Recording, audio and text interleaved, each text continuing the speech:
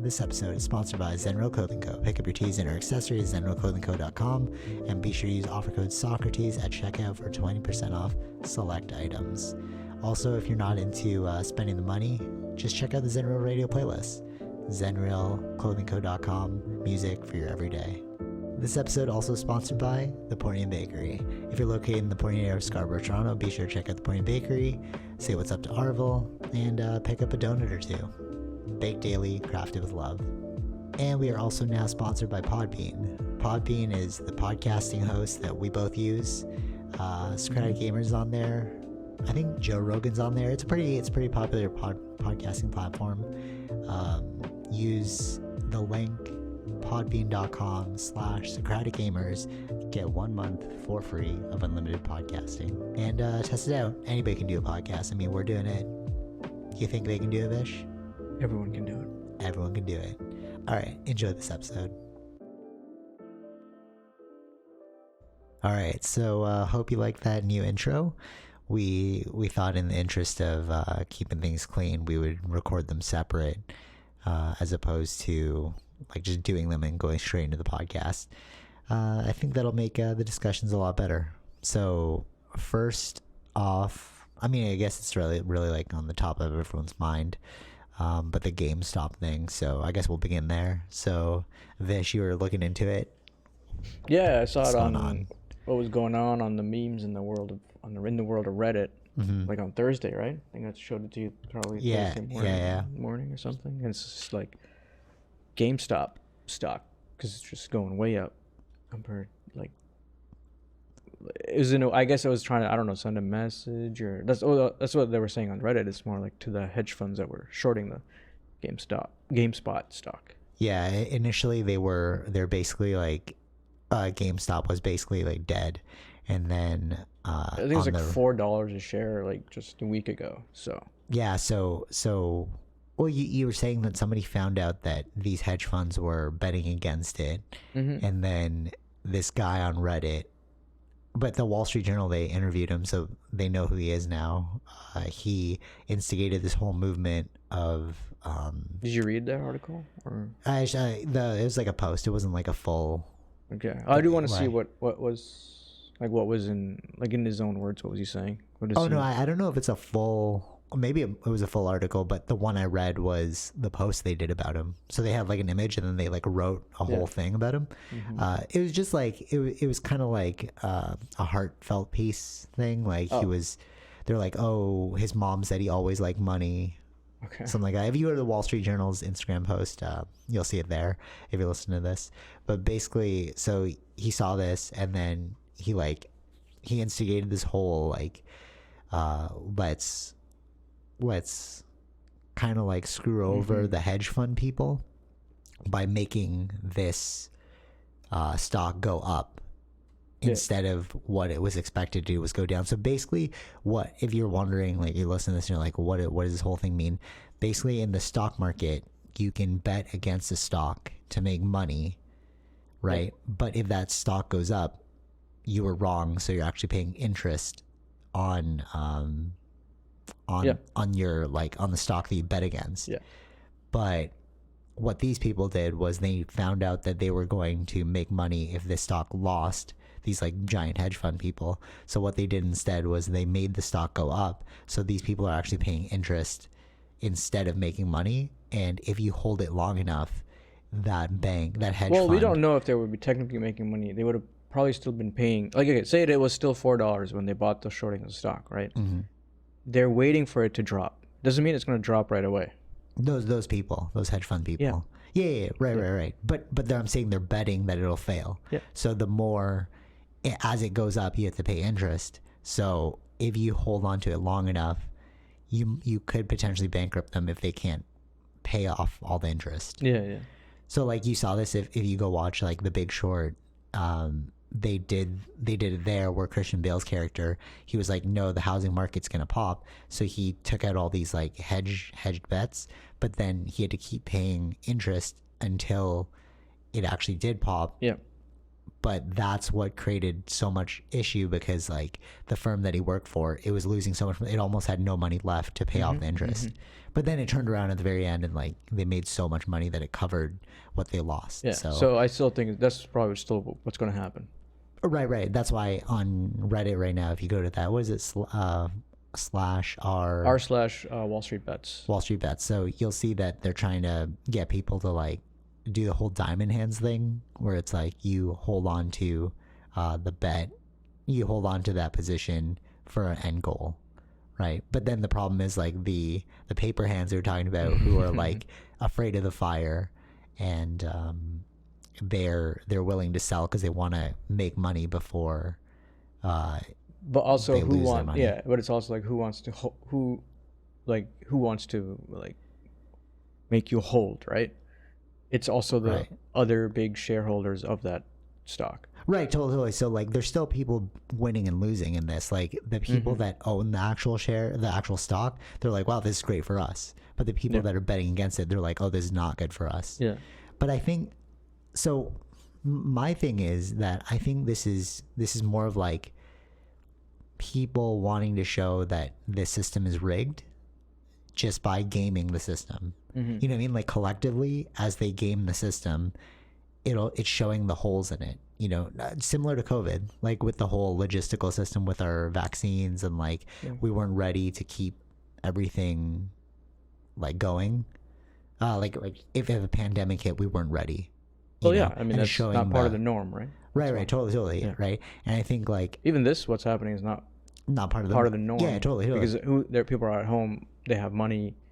Yeah, for sure. A lot of savings. Like if they're working from home, right? You're not driving anymore, no more gas. Like you have much more savings. You have more discretionary income that you can use to play around with the system. And that's what's happening here. Right. And I think that's what's so fascinating about this whole thing. It's like it's a new form of it's like it's sending a message, like that meme with the Joker thing. Yeah. But I think it's more about they're really well, one, they're showing the holes in the system, and two, I think they're like it's a protest almost, you know. It's like we don't like this system. I think but like again, I would say it's a protest, but it's people who are doing that is in the minority of who own the shares. Totally. Right? Well, now, right? Like I think in the beginning, okay, so like when it just started, they're like, all right, let's mess with the system, and then now you're getting all the other people jumping on board because I just saw like China wants to get in on the GameStop thing because they're like, oh, we can make some money here, but it's like. So you have the idealists in the beginning who have like a cause, and then now you have other people trickling in who are trying to like capitalize on what's going on. You know, are you sure China or like a person? That's China. Shanghai Bank. I just saw it. Oh, I can't scroll. Okay. It was a Shanghai Bank. They want to jump in. Yeah, but that's again they're saying it like no, but that's what I mean. Now you're not getting the idealists. Now the game's begun again. Yeah, exactly. So like something about like they call this the squeeze or whatever. Like this time and the short squeeze, kind of like this happened, but I don't think it was not with like people doing that, but it was it happened in 2008 for the Volkswagen. Oh, really? Volkswagen shares. Yeah. Okay. So like Porsche like started to buy a ton of Volkswagen shares when interesting. Yeah. So the price was going up. Then the short sellers saw like, wait, there's basically like what the short sellers, they look at the whole thing, right? The whole, because this is a publicly traded company. So you can see the, like how many, like kind of cars, or how many cars they're selling. Are they actually making money, profit, or all that stuff? And then they're like, wait, this is too overvalued. The stock is overvalued than what it actually should be worth. So they bet against Volkswagen. So you're saying like there's a reason behind short sellers. Short selling. I still don't get like. Yeah, I don't know. I know there was one company that I knew from the surface, in the sense like, oh, that's kind of like interesting what they're doing with like testing blood, like Theranos, I think the name of the company. Yeah. And then like as she looked like trying to copy Steve Jobs' look. Yeah, I remember. Yeah, and then like she would like go around like they made a documentary. All the things that they've like a fast way to figure like do so much tests with like a drop of blood or something. Yeah. And then I was watching thing where a short seller was explaining like none of their reports are showing what they're saying to the public, right? And what their stock is overvalued. Like they're not doing what they're saying. So you're saying so they shorted the stock because it's like this is like this company is gonna crash because they're not making money. They're not. Anyway, and then you find out later on that none of their science was actually working. They could not figure out a way to do so many tests with just one drop of blood. It's it's essentially a way to. No, well, okay. It's kind of telling you that wait, this is a risky stock. Right. But so from that example, so when you hedge your bets, you're so when people so instead of losing too much money, you bet against it in order to save some of your money. That's what hedging your bets is. Like in like actual betting. Okay. Right? You like, let's say you're like, you'll put in $1 million that you think that this is going to work, but then you bet against it. So you hedge your bet, meaning like you put like $100,000. So even if it does lose, you still got $100,000 left rather than getting fully zero. So it's a way to not crash the market. Hedging. Yeah. Okay. Did that make sense? Like if you so with that one, right, everyone's going to put in all their money because they think this company's going to work out. But if you have no hedging, then if it doesn't work out, everyone could be left with zero. Yeah.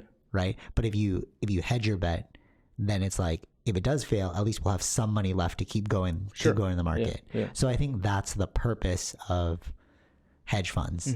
Like you don't want to come away with nothing, right? Because if the whole because like for me, I was trying to figure out what's the point of betting against a company. That makes no sense, right? That doesn't seem correct.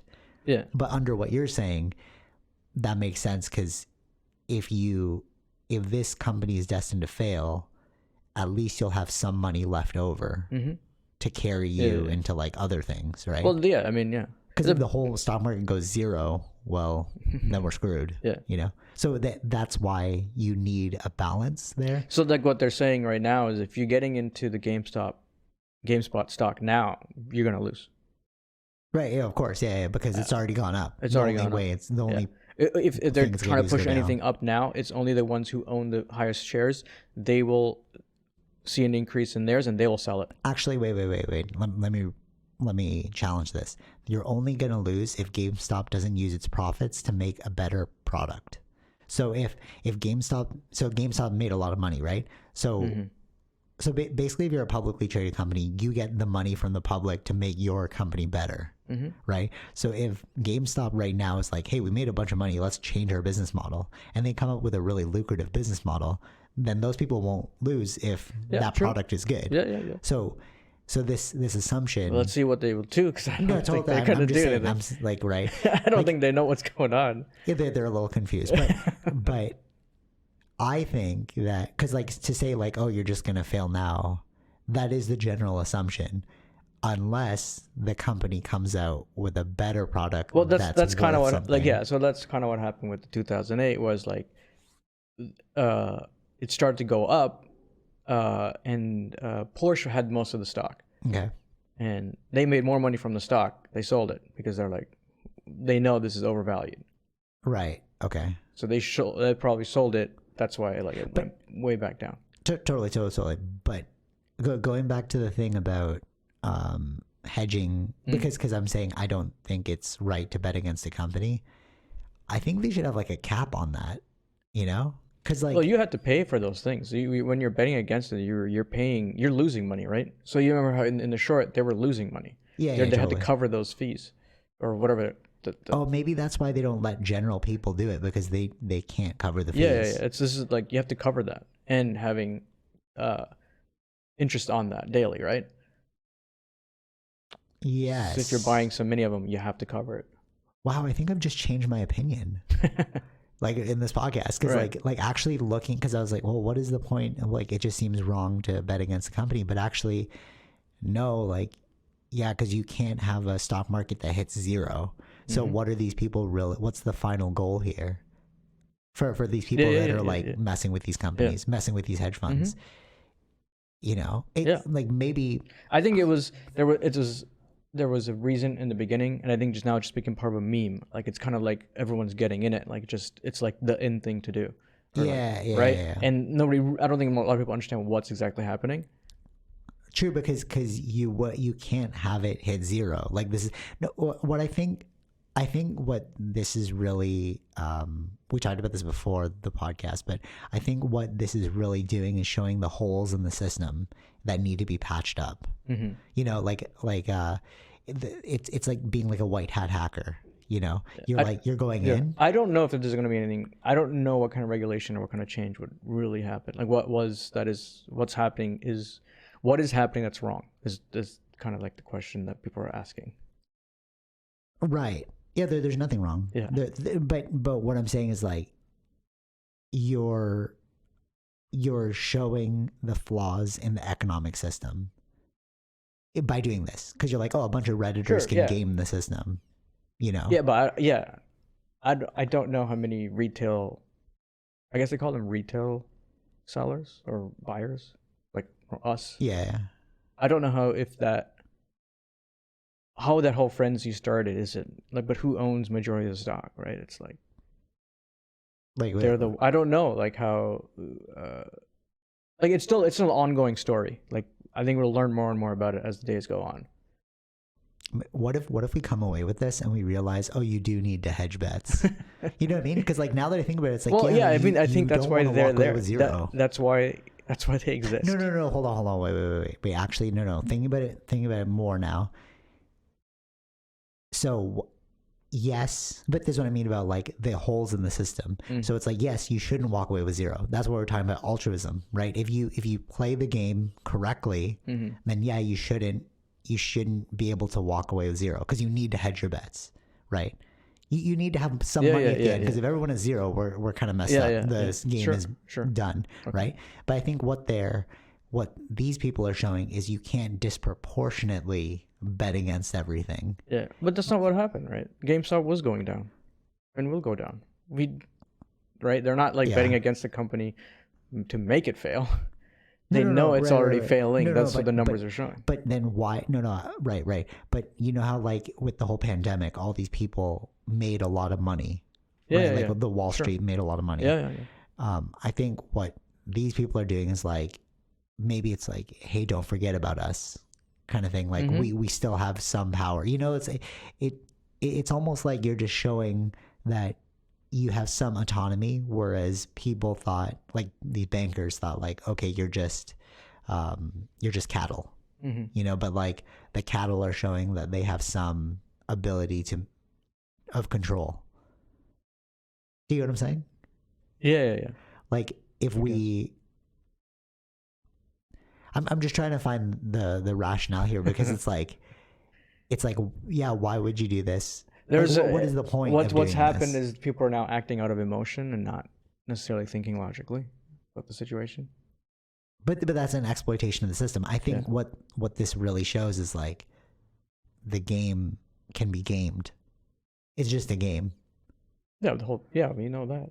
We know that, right? But it's like the people at the top who are playing the game, they're like, oh, look at these silly people. Like if you watch The Big Short, when they talk to the investors and like they're like laughing at the little people.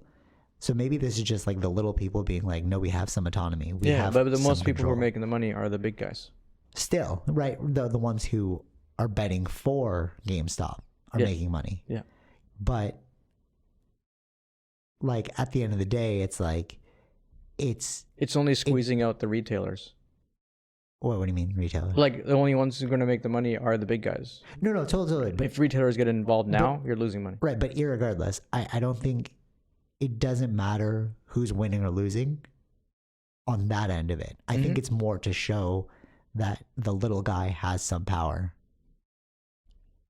Right? Yeah, sure, maybe. Yeah. Because like, why else would they be doing it?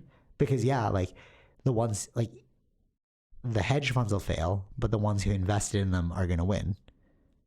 Unless it's the bigger donors who are or bigger shares who are making you think that, and getting you to buy it, so it goes up, then they can sell it. So what you're thinking is it could be a conspiracy from the big people who got this guy to Reddit the thing, like cause some uproar. Yeah, totally. It's like the whole QAnon thing, right? Yeah, right. It's right, like I don't know who these Redditors are. Right. So maybe it's just and who are making these memes, and these memes are super like emotionally driven and intricate, just like the Russian trolls. Remember we talked about that last time? Yeah. This could just be a whole Russian troll propaganda thing again. Yeah, it's maybe something like that. Sure. Right? Because like, and there's another flaw in the system that we're seeing. It's like you can easily manipulate mass people through internet forums. Yeah. And there's like the other conspiracy was like, oh, Robinhood is stopping retailers from buying. Well, like what was happening there is they don't have the liquidity. They had to borrow like bank credit. Right, because you were cover people. Right, go through their business model again. Well, there's no fees. I think you run it like right away. Like once you sign up, you can buy right away. But how can you do that? Normally in other apps, it's like after 3 days or something, so that you actually have the money. Your check has to clear, kind of thing. Yeah, and there's nothing for these sort of apps. I think majority of those retail stocks are coming from Robinhood. Right. That you can just download the app, sign up, and then you can start sharing already. So you're playing with fugazi money, fake money. Yeah. So they had to slow that down in order to cover because they don't have the liquidity to cover you right now. Yeah. So that's why you can sell. That's why it looks like conspiratorial, right? You can sell, well, because that just means you're just removing that form of liquidity, right? Right. Yeah. So it's not really an issue. Buying is the issue. Form of debt. Yeah. It's like okay, it's like okay, I'm gonna buy $100. Well, I'm gonna sell $100. Okay, well then that means nothing really happened. Right. It evened itself out. Yeah, exactly. Right. So that's why you can sell, but buying it, they need to get the credit to do that. Or they need to find the liquidity to do that. And if you're wondering, so basically, all right, dumb down. It's like, if I'm like to you, hey, I'm gonna put money in for this stock, right? And then you take my money and then you give it to someone else to invest in something else, and that person gives it to someone else, and that person gives it to someone else. Yeah. So if there's no money to cover this stuff, if everything comes crashing down, we all lose. Yeah. Right. But that's why typical apps, they'll wait 3 days because it's like, oh, you actually have to give me the money. Yeah. Like if I'm like, hey, I'm gonna buy this, right? So the way Robinhood works is it's on Word, right? So it's like, I'm gonna buy this. I tell you that, but I've given you no actual money. But with other apps, it's like, give me the money first, and then we'll actually invest it for you. Yeah. Another salient example. I guess the other apps that were also affected were similarly like Robinhood's policies, like no fees and things like that. Like the other app, there were other apps, right? Right. Robinhood was the bigger one because I think most of the retail stocks was using that. Right, and the reason why they had to block it is because if they can't pay their debt, that company's bankrupt, and then so are the other chain of and that'll affect the whole market. Yeah, because like, how do you pay? Again, what it's showing is just like it's a game that we're like all playing into. But I guess the whole banking system is a game. Like I was gonna say, like another salient example is like RSPs, because when you put your money in the RSP, they know that you're not going to pull that out for at least like 20 years, right? Yeah. So they have 20 years of your money to play with. And what the obstacle you have to get around is that if you pull out your money from the RSP, you are going to pay a penalty. Like you have to pay tax on it, right? So that's incentive for you not to pull out your money until you're like 55. Yeah. Right? But you can tell what kind of bets to put into, right? Like how risky is your RSP? No. Right. I'm not talking about the investment part. I'm talking about like how then the banks will take your money in the RSP and then they'll use that money to like fund other things, and then that will be used to fund other things. Right. Like I think the whole banking system. That was the thing with what happened with 2008. I mean, this is limited knowledge that I know, was like when they removed this thing called Glass-Steagall regulation. was that they could play with your money. Before, it was they could play with their profits. Okay. So there you go. There is the issue. So maybe that's what this will fix. So maybe that's where the regulation will come in. Maybe you won't be able to. I don't know. But this is not. Yeah, I don't know. I don't know what if anything does happen. Because what you just said about like the. Okay, so. But they're not. I don't know if they're Well, we'll see. We'll see what the SEC is going to look into. But wait. Let's unpack the Glass-Steagall thing. So before that, was it they passed it or they removed Glass-Steagall? Removed it, I think. Removed it. So the Glass-Steagall was if they made money off of your profits. Did you say your profits they could play with? The bank's profits. Okay, so if the bank profits, they can use their profit, which is excess money, to invest in other things. Yeah. But when they removed it, they can use your money to invest in other things, which means that you're creating more and more of a chain reaction. A risk. They're playing with money that doesn't necessarily exist. Yeah, and if one person defaults, so like they lose the whole thing. Exactly. Yeah. So like let's go back to our example of I'm going to tell you I'm going to bet on something, then you're going to use my money, bet on let somebody else bet on another thing. That person will use that money to bet on another thing. So if I come back to you, I'm like, hey, I can't pay you. Then you have to go to him and be like, hey, I can't pay you. And that guy will go, I can't pay you. Well, that's why they have to bail out the banks. And that's why they bail out the banks. Yeah, totally. The reason why they had to bail out the banks is because the whole system would have failed. Yeah. If not, right? And then you're probably thinking like, well, who cares? I don't invest in the stock market. You don't, but banks do. And banks is where your money's at. Yeah, banks issue loans, which is the loan you use to create that's your why business. So that was the big thing in America. I don't know Canadian rules, or maybe I think they're different. So we didn't have as much of an issue. No, it's because individual banks in America are backed by themselves, whereas in Canada we have 4.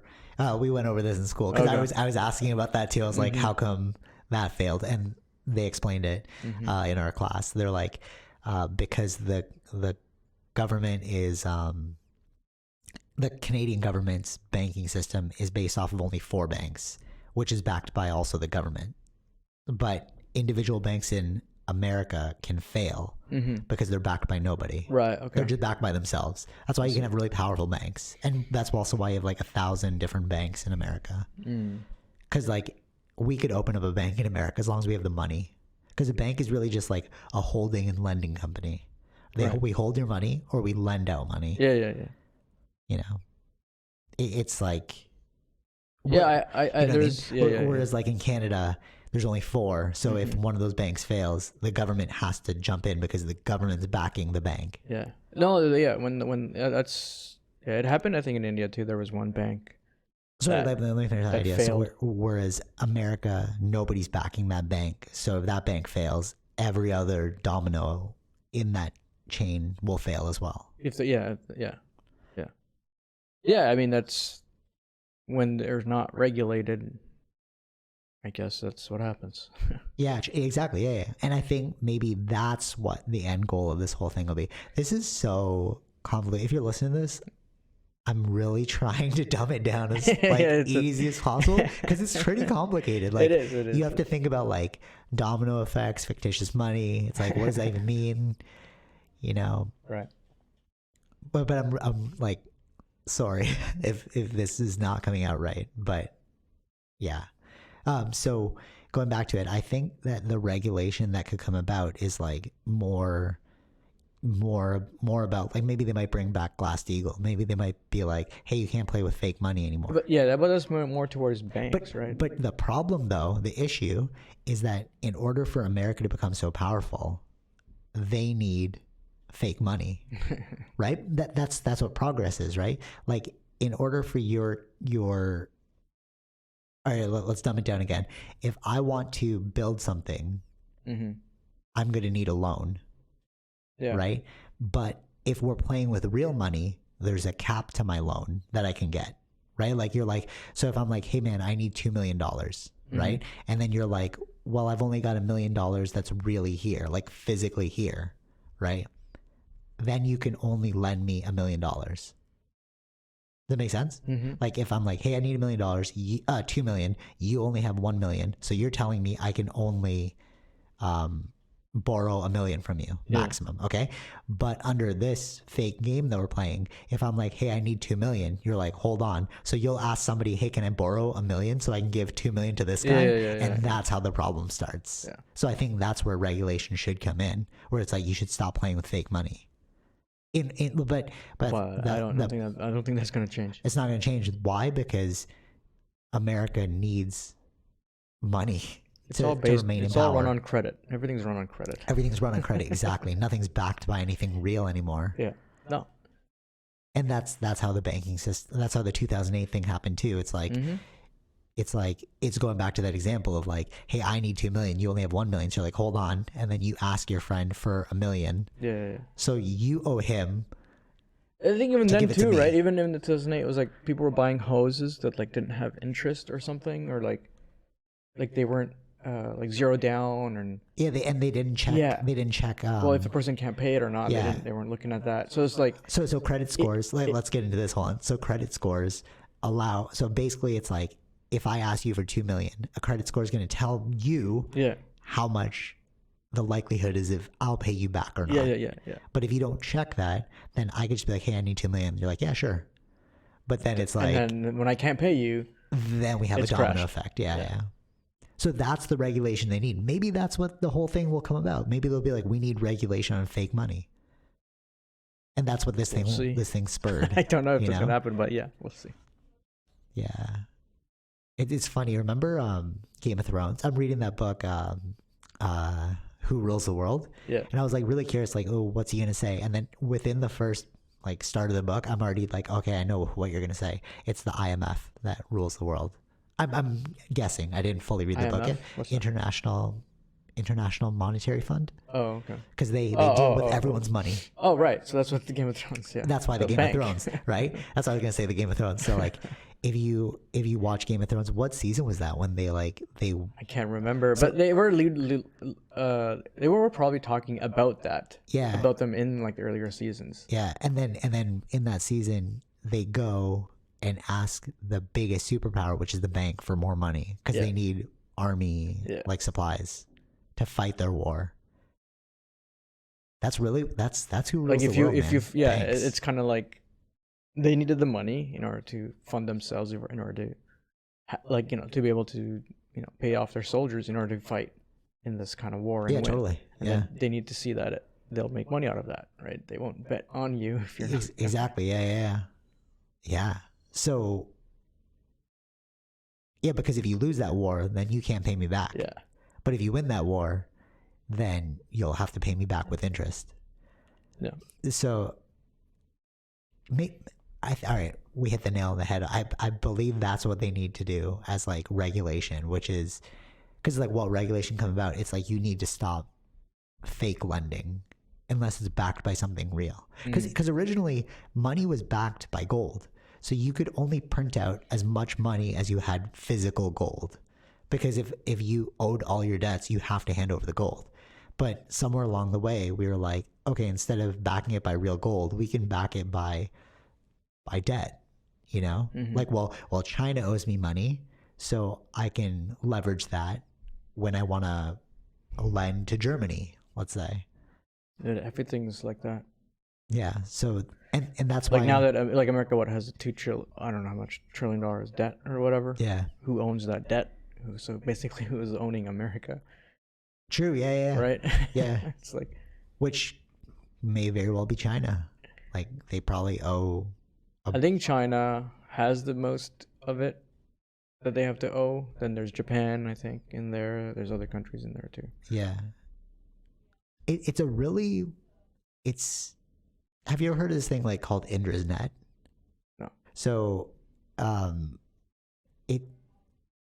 so basically it's like a web, like a spider web, and there's these different gems on each spider web, right? And if you touch one of the webs, you can see the chain reaction from that one node to another node, a diamond to another diamond. Okay. Right. So basically that's what this whole thing is. It's one giant web of like repercussions, Yeah. It'll be interesting to see what happens in the next few days. Yeah. Yeah, because like at the end of the day, like nothing's going to change. No. But what I think it did again is like show the holes in the system, and I think if governments there, if anything's regulated, up. It's more like you cannot like start like selling or. But by regulation, it's like you need to patch the holes in the system. It's like It's like hackers, like it's like white hat hackers. Their job is to go in and try and like hack the system, find all the holes, and break in. Yeah. And then the company that hires the white hat hacker has to go in and fix those holes. Yeah. So I think that's what we're seeing right now. Yeah, probably something like that. Yeah, like when something's going wrong or exploited, then they'll have to figure out a way to fix that. Yeah. Regulate it. And I think that's what the whole great thing is about what's going on right now. Yeah, because like a year from now, like because people are still gaining and losing money. So you didn't break the system. Yeah, no. You can't break the system. At the end of the day, you can't break the system, but you can patch the holes. Yeah, sure. Yeah. Yeah. Any other thoughts on that one? Yeah, I just don't know. We'll see what happens. Like, if there isn't going to be any holes fixed. I know. Could you imagine no holes fixed? That's crazy. It's most likely that might be the case. Which is the SEC really will do their thing, and you got to go and talk, or like Robin Hood will talk, and it's like, oh, it's like nothing's gonna happen. Yeah, it'll just be swept under the rug. That's kind of sad. Like, yeah, it's the game. That is the game. That's just showing you your position in the game. But the slaves acted up. That's kind of what happened there. Like, gotta get your people in line. Yeah, it's a good meme. I'll tell you that. A lot of those memes are coming out of that. It's pretty funny. Totally, but I like the ideology behind it. The idea was great, but at the end of the day, you probably are just too powerless to do anything about it. Yeah. Unless people like AOC, because like a lot a lot are like rallying behind it. No, she doesn't have like all the power. No, this is like she's one, like a node of like so many people in Congress, right? Totally, yeah, for sure. It's a lot of these things are about but concessions. Change takes time, right? So like Andrew Yang, AOC, Bernie Sanders, exactly. like it always takes time. Planting the seeds for the next generation. And if AOC becomes president one day, boom, she can change the system. Sure, yeah, but we'll see. Yeah. But what I wanted to get into with this whole thing is like the power of like online for like Reddit and 4chan.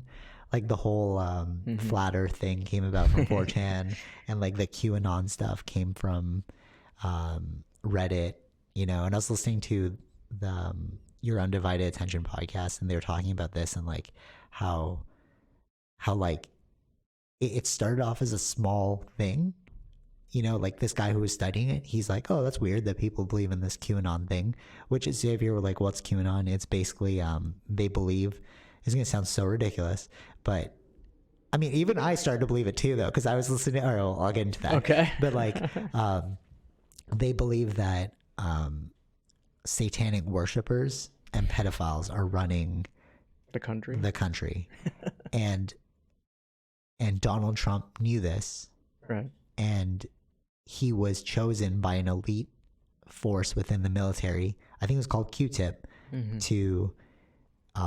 I could be wrong about the name. I think it was called Q-Tip. It was something ridiculous. They enlisted his help and got him into presidency because he would undo all of the wrongs. But wasn't he friends with Epstein? He was friends with Epstein, yeah. So it makes no sense. But that's why I was like confused. But so then QAnon, what they do is like they believe that nothing is by coincidence. So like they had this thing circulating, which is like watch the water, and then they saw this like announcement from Trump, and he drank from a Fiji water, and they started to believe like, okay, the Fiji is where all of the sex ring is going on. He's trying to tell us all that we need to stop Fiji. God. That's crazy, right? Yeah. But it's interesting how like one idea can grow into a giant thing, right? So you have a bunch of like disenfranchised people spreading this idea. And even I believed it, right? Because I was like, wait, there is a lot of weird stuff going on. And like I was listening to Eddie Bravo, Sam Tripoli, and like they're making a lot of sense. But the reason why is because when you have one correct thing and 1,000 different wrong things, you're looking at the correct thing. And then what QAnon did was say that disinformation is sometimes necessary. So when they get things wrong, it's because they need to make you think that it was wrong. Right. And that's how cults work. Right. Yeah. So I picked up the book that he recommended, which is like When Prophecies Fail. It's about like the doomsday cults that like believe that 2012 was going to happen. They got everyone to believe it. Yeah. You know, like, and so the book basically like examines like how that spreads, like idea viruses spread. It's like Inception, you know? Like, yeah, it is. Yeah.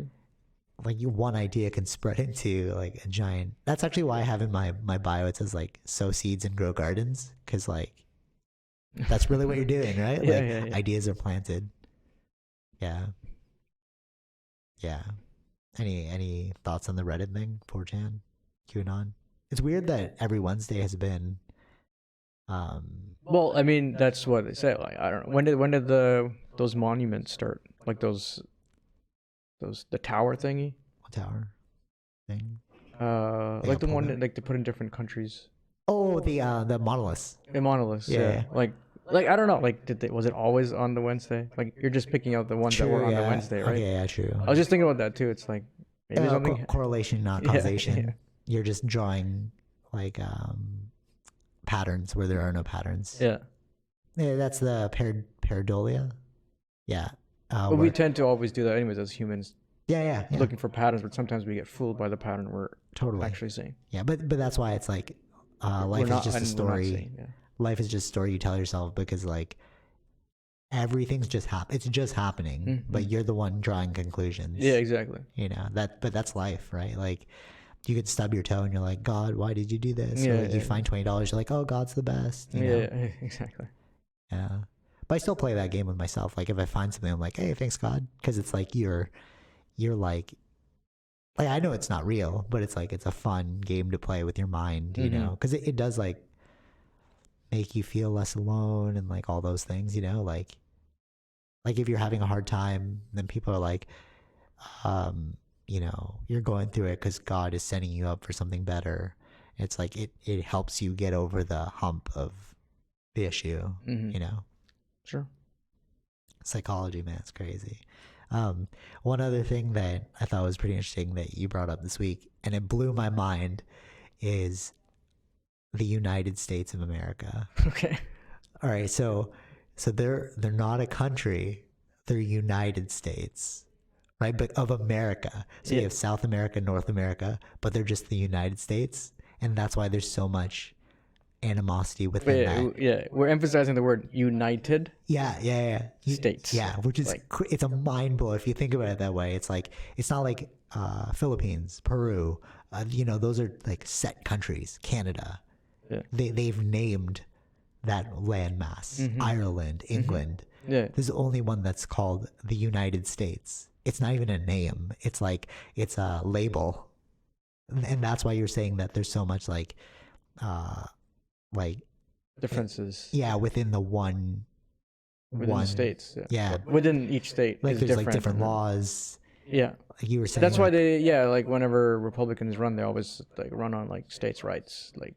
Yeah, crazy. We will not affect states' rights, like that kind of stuff. But when you think about it, it's like that's a little weird. You know, like you're not actually running. Well, they're all joining together as a union under one banner. That's what that is. Yeah, that's if you actually. Yeah, true. If you think about it that way, it's a union. That's so mind blowing. And that's why you can have what was that thing called? The war. The war. You can have Civil War? Civil War, thank you. Okay. Can you have Civil War in Canada? Yes, you can. But how would it work? It was like Ottawa versus... No, Civil War just means like infighting. Oh, okay. I think, right? Yeah. Yeah, you can have that, yeah. Any country can have a civil war. But what countries had civil war aside from America? No, a lot of them have. Like what? Like when there is clash between two kinds of people.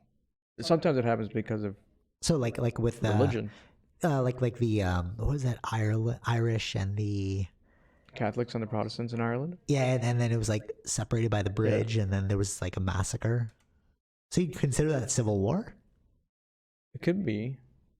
We'll see the exact meaning then. Yeah, because if we actually look at the meaning behind civil war, and it's like it's something they created just for America because it's the only one that's unionized, and it's not really a country.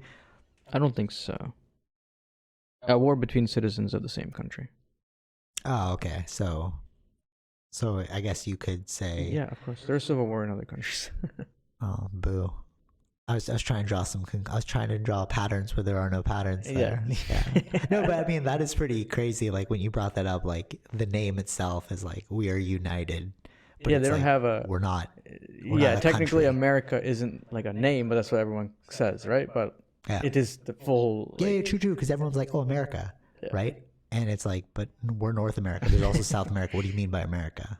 Yeah, true. You know, or like when they use the acronym USA, and then you think that's the country. You know, it is a country, but it's like you're even saying in your name that you're not united, really. Oh no, you are united. You're united, but you're individual. You are. Yeah.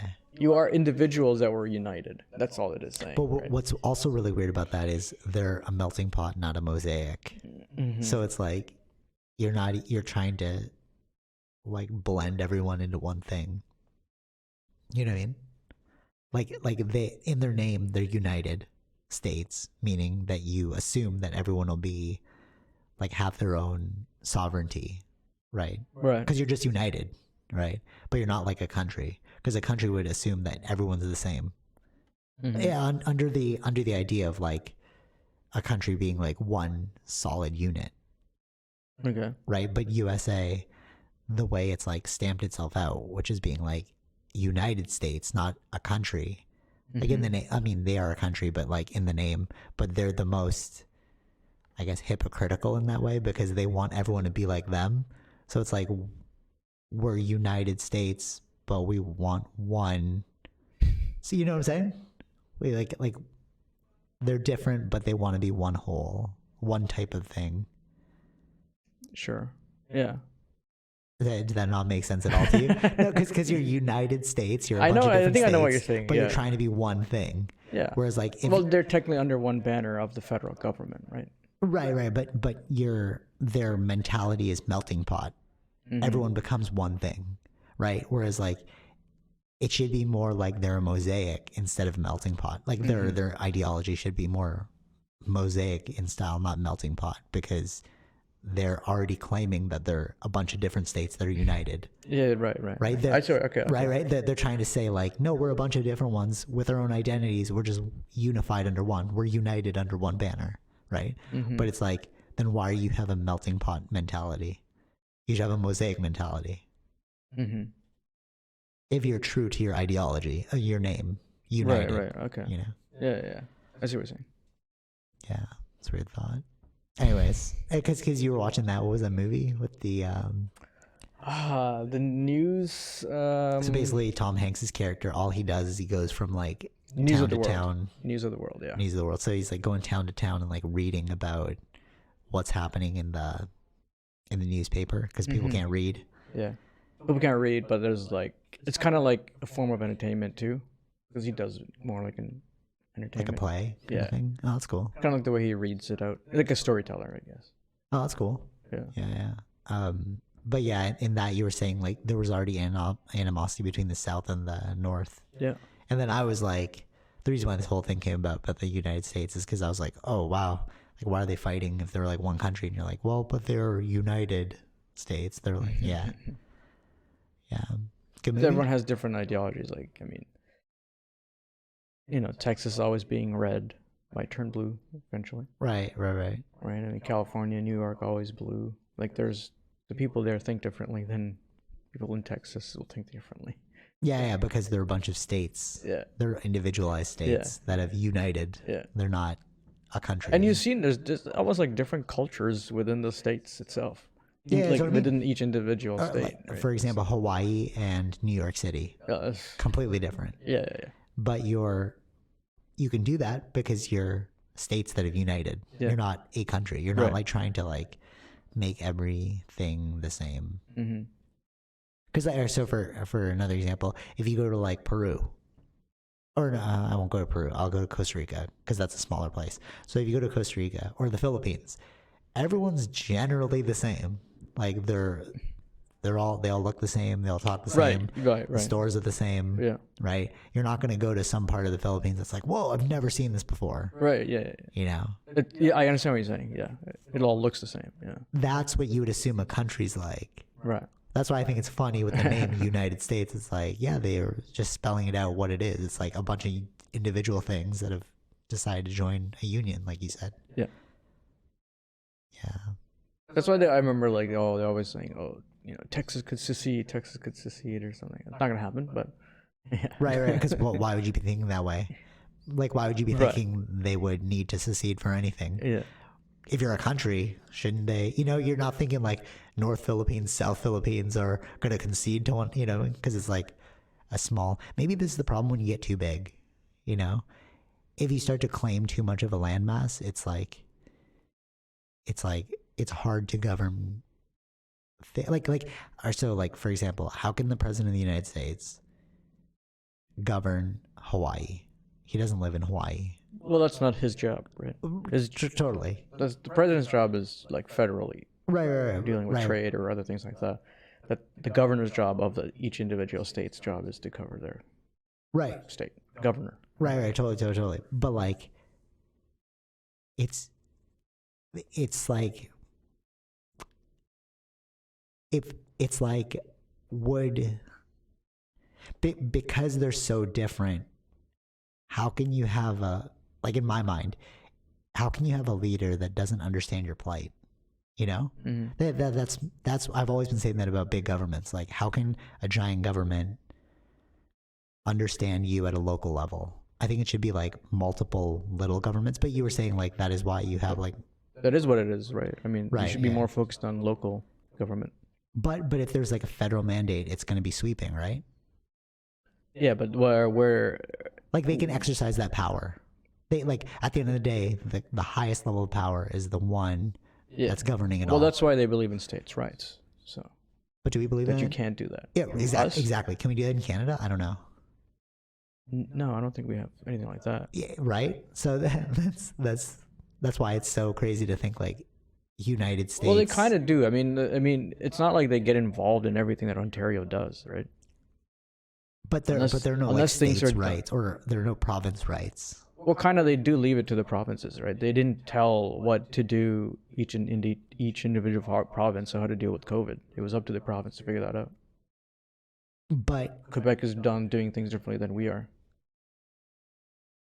Yeah. Federal government is affecting like international things, travel, or like.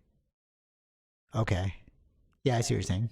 So like, there is some level there. That's why they have. There's still some level of autonomy per province. Yeah. But is it less so or more so than America? It's not like something that's really talked about as much, I don't think. In Canada. Yeah. But that's why going back to the name United States, it's so funny to think like, again, it's all about individual states' rights. That's why they have states' rights, you know? Yeah, it's funny. Just like, if you think about it from that perspective, you don't think of it like a country. You think about it like how it's run. Yeah. The name says it all, you know?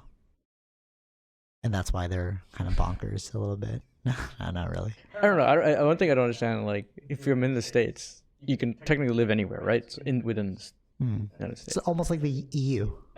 Why wouldn't you just go down to a warmer place? Why would you want to live in these colder, like, states? I just wouldn't do that. Actually, wait. Mirroring it, the United States is sort of like if the EU was like, we're a country. We're called EU now. Right. It's just the European Union, but there are individual countries within that union. Exactly, but they don't do that in America, in USA. Yeah. Right? It's almost like USA should just be like a governing body like EU. I see what you're saying. We're just making correlations here again. But. Yeah. Patterns where there are no patterns. I'm just saying, like, if you think about it, it's like, it is kind of weird that in their name, they don't have a unified name. aside from United States of America, which is a sentence. Right. Yeah, exactly. Yeah. It's not like Italy, Rome. Yeah. Right. It's not Rome a name. In Italy. Yeah. Or Italy's in Rome. Italy's in Rome. No, Rome is in Italy. Rome is in Italy. Yeah. There you go. But yeah, you know what I mean? Like. Yeah. Yeah, it's not a name. It's weird. They're very individual. It's a phrase. Yeah. They're very like, let me be the different. You know, it's weird. But that's how they always were. But that's what I'm saying. It gets down to their psychology. If you're thinking of it like this, it's like that explains a lot. Yeah. You know, of why they act the way that they do. Mm-hmm. Yeah. Anyways, I guess final thing. Connor's never come. I mean, no, Khabib's never coming back. Oh. Yeah. I don't think so. I don't think so. I think if he's a man of his word, he should not be coming back. Yeah, and even that thing about when Dana was like, oh, if Connor's like, sorry, Khabib was like to Dana, if you can show me, allegedly, because Dana said this, Khabib never said this. Dana said that Khabib said. No, he's just making stuff up. Telephone, I don't think he's right? Ridiculous. Yeah. He's like, if they can show Khabib something that's worthy, maybe Khabib will come back. Right. I don't trust everything that Dana says just because he's marketing. Running a business, right? Yeah, and he's totally. trying to build hype. Yeah, totally. And like an audience around that. Yeah, totally. Yeah, exactly. So, anyways, the Conor and Dustin fight was not very spectacular. I wouldn't say like Dustin didn't do anything. Did you you didn't see anything that was like, whoa, this is crazy? Like it wasn't like a Max Holloway fight. It wasn't like a T City when he started grabbing the leg. There was nothing there that we were like, whoa, this is new. He was just kicking the leg, and then Conor wasn't used to it. Yeah. And he just got like smoked. Yeah. But I want to address this theory here that I think the only reason why Conor rose so quickly is because he was cheating. Not cheating in this because it's legal. Cheating in terms of he was well above the weight class that he should be fighting in, because every weigh-in he looked like he was dead. Right. And then everyone he fought, he was so much bigger than them. So when he had this quote-unquote death touch, it was because his weight was so much heavier that his punches landed like stronger. Yeah. But now that he's fighting people that are in his correct weight class, he's doing not very good. You know? Right. And then when people were like, oh, he's a double champ. Yeah, but he fought Eddie Alvarez. Like, okay. Like, who is that guy? You know, he's not like a crazy killer. When he fought like the top two people, which is Khabib and Dustin, lost both. And then everyone's like, yeah, but he beat Cowboy really quickly. But Cowboy has fought like so many people. Right. Well, his odds are dropping. Like his credit is dropping in the sense of if you're putting betting. Yeah, totally. On him now, it's gonna start dropping. But at the same time, they showed the stats, and it's like Conor still pulled in the most pay-per-view buys of all time for UFC. Yeah. He's like when they listed the top five. He has still not, yeah. When he listed the top five, he was all top five. It's like he was the best because of his marketing ability. But now we're starting to see. I think it's switching. It's gonna change. Yeah, I think so too. Yeah. That's why. Plus, I don't think he's got much left. I think he should be out soon. Yeah, Dana even said like he wouldn't be surprised if he retired because like you have all the money now, and like why do you need to fight? Yeah, exactly. Yeah. But that's also why they brought in the new guy, Michael Chandler. Like I was showing you, like remember I was like, there's a weird switch between like negativity, which is Conor's era, where he's using like trash talking to hype up fights, and now everyone's doing like this whole positivity game where they're like, oh, I respect my opponent, blah blah, and like the face that they brought in was Michael Chandler, who's like all about that positivity. Well, we'll see if that's just like a successful method of marketing. Because if that's not going to work, they're going to go back. Because it goes back to the whole if it bleeds, it leads, right? People want negativity. They thrive off negativity. Yeah, it's because it creates hype. Yeah, because if it's just like, okay, it's just like a fight. Like, but if you create like hype around a character, then it's like, oh, they want to watch it. They're gonna, you know what I mean? And it's the Floyd Mayweather effect, because like people were buying his pay-per-views to watch him lose. They weren't buying it to watch him win, but he kept winning, so like, damn. Either you got to be like loved or hated. Like that's kind of like totally, or loved to be hated. Yeah, that's sure. Yeah, but it would be kind of cool if this is a whole new era where it's like positivity instead of negativity. We'll see how it works though. for them. But yeah, I agree with you. You're right. If it doesn't sell, it's not selling. So they need to find like another trash talker. Could you imagine that like 2 months down the line, you start seeing Michael Chandler start trash talking for like no reason? We're like, what? Why are you trash talking? You were like the poster boy for positivity. Yeah. Yeah. I guess, one last thing. Dustin Poirier. So like, I thought this was kind of cool. Not Khabib, I keep going back to him. Connor, he wired $500,000 to Dustin's charity because, so like the whole reason why they fought is because Connor tweeted at him, was like, hey, do you want to do a prize fight? And all the proceeds will go to your charity. Okay. Because Dustin has a charity. Yeah. So they did this. Dana got involved. He's like, don't do it on your own. We'll do it through the UFC, and then we'll just donate money to his charity. So that's why Connor donated $500,000 to Dustin's charity. And like you saw Khabib do it too. Like Khabib auctioned off the T-shirt. Right. Like, you know, I bring that up because this charity's making waves apparently. But whatever happened to Brian Ortega's charity? You know, like he just fell off, right? He just fell off, bro. Like he was marketing it so hard, like, oh, I'm doing this for the children. And then like you hear nothing about it anymore, which is weird. I even messaged them to like see if I could help out or whatever, but like they never got back to me. Well, they did. They were like, when things start moving, we'll like circle back on this. But like, yeah, it's kind of sad. Okay, I don't know anything about it. I'm just saying, it's like, it's kind of funny that like when you shoot for too many things, yeah, like it's that thing where it's like you throw everything at the wall, see what sticks, kind of thing, you know. Okay, yeah. Still best fighter. I just want to put that out there. What happened to that charity? Throwing it out there. What happened to it? Good question. Yeah. All right, we'll end it on that. Any final thoughts? You got anything? No. I'm excited to see what happens next week. Just Robin Hood. Yeah. Well, not specifically Robin Hood, but the game's WSB. Yeah. Yeah, WSB. The memes are great. Yeah, the memes are so great. Yeah. I didn't know Reddit was so freaking entertaining. Oh, they are. Yeah. Like when you're showing it to me, I was like, whoa, this is cool. But I feel like that's just one subreddit, though. Yeah, that's what I mean. There's so much out there, so it's like, oh, yeah. All right. Please enjoy these commercials. Take it easy till next week. Okay. Take it easy, Vish. Yeah. Peace. All right. Hope you enjoyed that episode. Be sure to like, share, subscribe, all those fun things, and check out our sponsors: Zenro Clothing Co., Portian Bakery, and Podbean.